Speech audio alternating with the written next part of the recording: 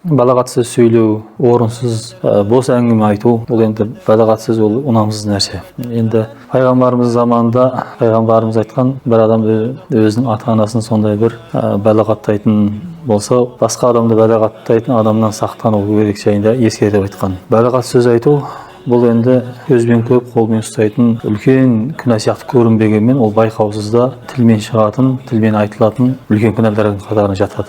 Сондықтан да бұдан мұсылмандардың сақтану керек екендігі ескертілген. Балағат сөз сөйлеу арқылы өзінің басқа қарама-қарсы бетіндегі адамды боқтаймын деп, балағаттаймын деп, ол өзінің ата-анасын балағаттап жатқанын өзі байқамай қалады. Сондықтан да бір кітап жазған Имам Ғазалидің тілдің апаттары. Сондықтан да бұл таңертең адам таңертеңде оянған кезінде бүкіл денедегі мүшелер Аллаға жалбарына деген, я Алла, тілге өзің ынсап бер, аман қыл тілді. Тіл аман болса, біз де аман боламыз деген. Сондықтан да мынау тіл деген жаңағы ішке адамның жан дүниесіндегі жүрегінде не бар, соны шығарушы екен. Жүрек бір қазан сияқты болса, сол қазанның ішінен шығаратын ожау сияқты тілде ішкі жан дүниедегі жүректегі нәрсені шығаратын бұл тіл екен. Ал енді адамның жүрегі лас болса, оны балағат сөзбен шығарады, немесе ғайбат сөзбен шығарады, адамға жала жабу сөзбен шығарады. Сондықтан да бұл тілге өте абай болған дұрыс екен.